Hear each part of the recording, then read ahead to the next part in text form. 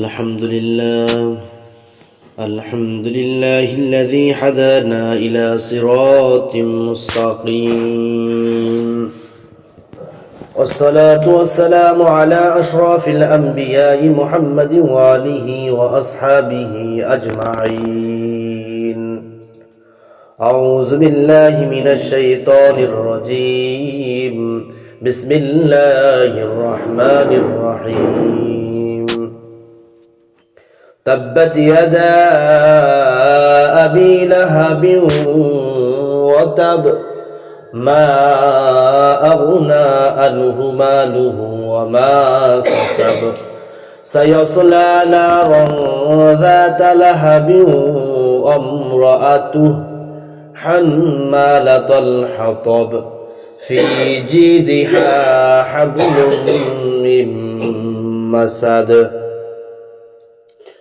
وقال رسول الله صلى الله عليه وسلم بلغوا عني ولو آية. وقال تعالى في كلامه المجيد والفرقان الحميد يا أيها الذين آمنوا صلوا عليه وسلموا تسليما. اللهم صل على محمد وعلى آل محمد كما صليت على إبراهيم وعلى آل إبراهيم إنك حميد مجيد.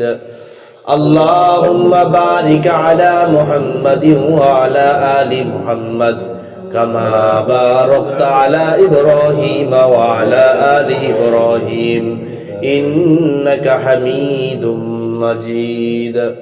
بلغ العلا بكماله كشف الدجى بجماله حسنت جميع خصاله صلوا عليه وآله. সম্মানিত হাজিরিন,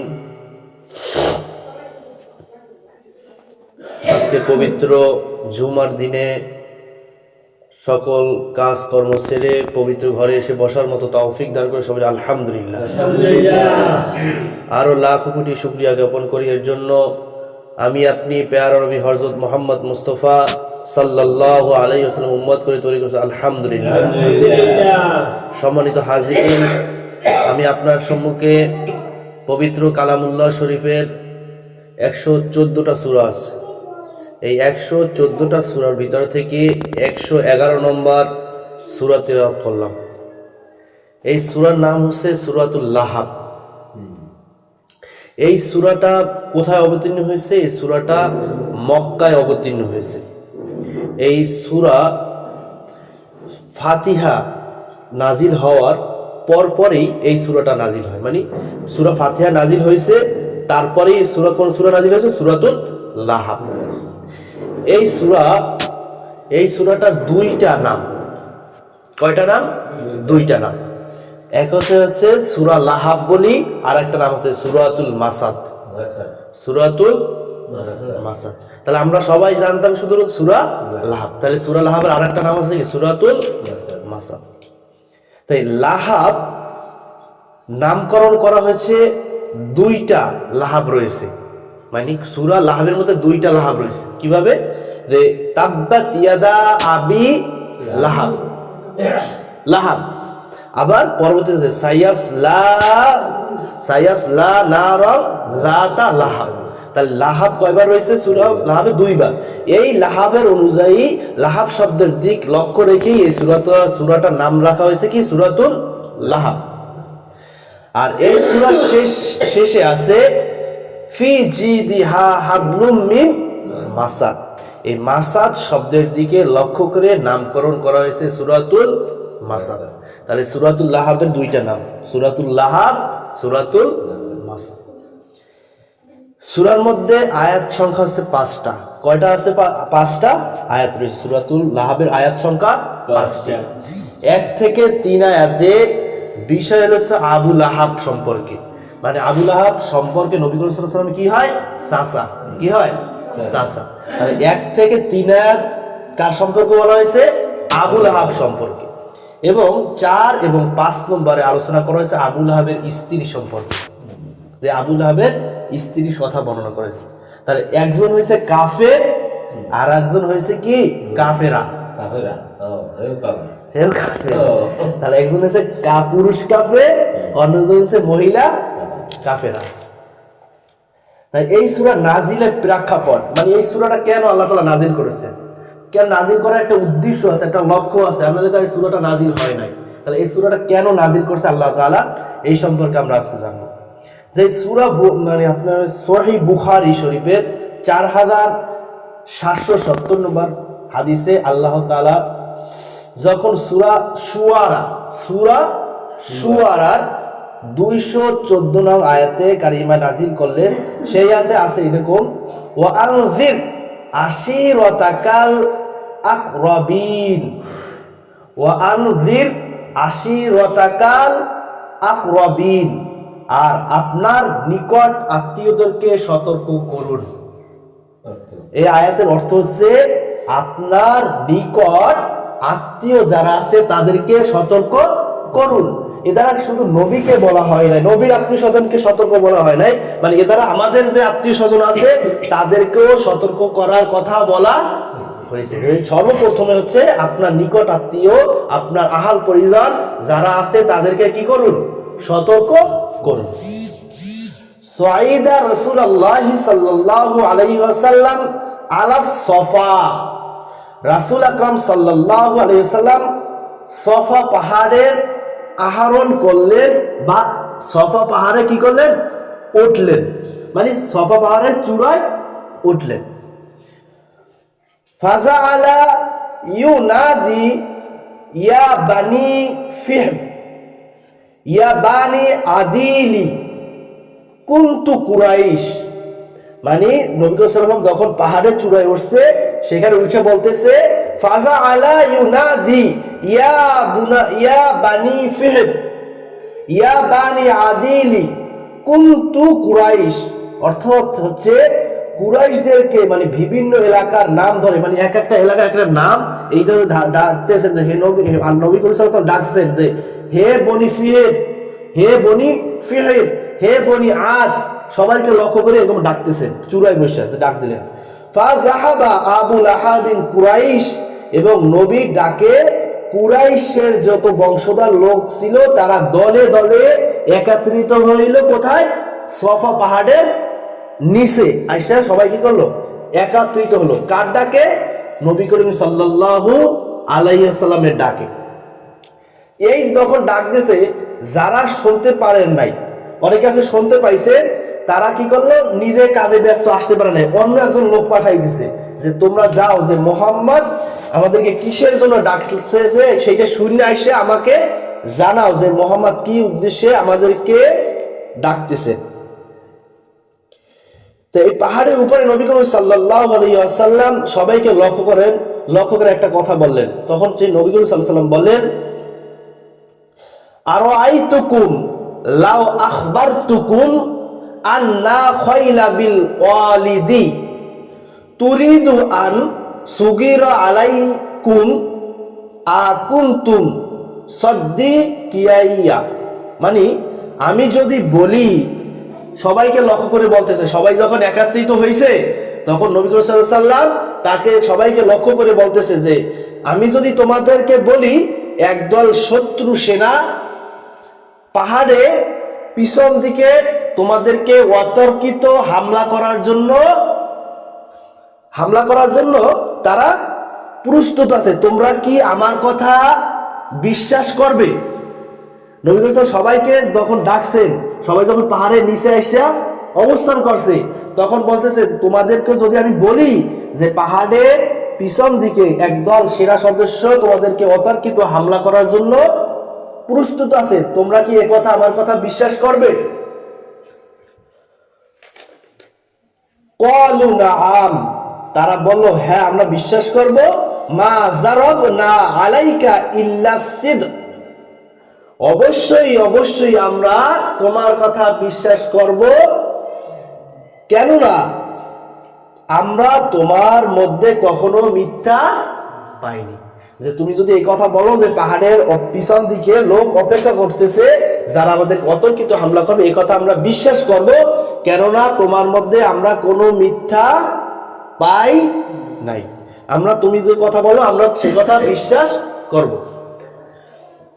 বুখারী শরীফের 4972 নম্বর হাদিসে আন সাঈদ ইবনে জুবাইর আন আবি আব্বাসিন আন্না রাসূলুল্লাহ সাল্লাল্লাহু আলাইহি ওয়াসাল্লাম খরাজা ইলাল বাতহাই ফাসাইদা ইলাল জাবালি ফানাদা,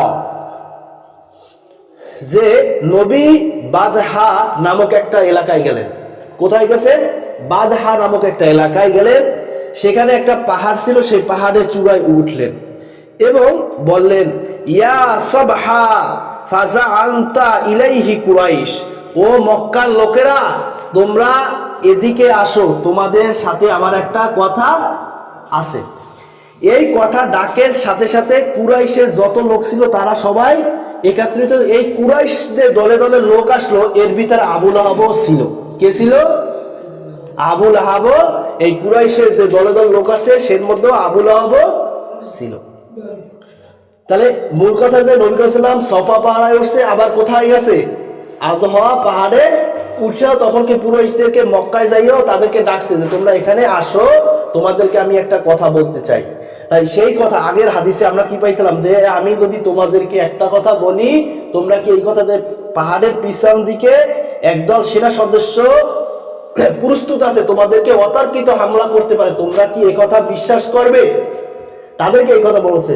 তারা তখন বলছে, হ্যাঁ অবশ্যই আমি আপনার কথা বিশ্বাস করব, কেননা আপনি কি সত্যবাদী, বা আপনার কথা আমরা অবশ্যই বিশ্বাস করব। নবী বলেন, ফাইন্নি নাযীরুম লাকুম বানি ইয়াদাইহি আযাবিন শাদীদ, যে ওই কথা পরে সে নবী সাল্লাল্লাহু আলাইহি ওয়াসাল্লাম বলতেছেন, আমি তোমাদেরকে আমি কঠিন আমার মানে ভয় দেখাচ্ছি, আমি তোমাদেরকে ভয় দেখাচ্ছি। আল্লাহকে আল্লাহ বলে মানো, মানে ওই কথা বলো, তোমরা যে আমাকে বিশ্বাস করো, তোমরা আমার এই কথা শোনো, এই কথা মানো, যে আমরা আল্লাহকে আল্লাহ বলে মানো, এবং যদি আল্লাহকে আল্লাহ বলে না মানো তাহলে আল্লাহ তাআলা তোমাদেরকে কঠিন শাস্তি দিবেন। তোমরা যদি আমার কথা বিশ্বাস করে থাকো তাহলে তো আল্লাহকে আল্লাহ বলে মানো, আর যদি না মানো তাহলে আল্লাহ তাআলা কি করবে? তোমাদেরকে কঠিন শাস্তি দেবে।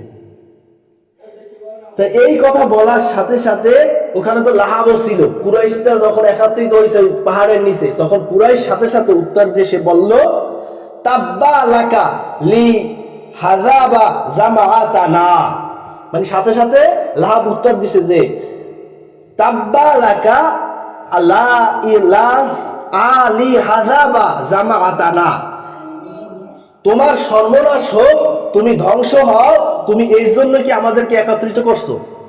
এই কথাটা বলার জন্য আমাদেরকে তুমি একত্রিত করছো? নাউজুবিল্লাহ। মানে এই কথা কেরা বলছে?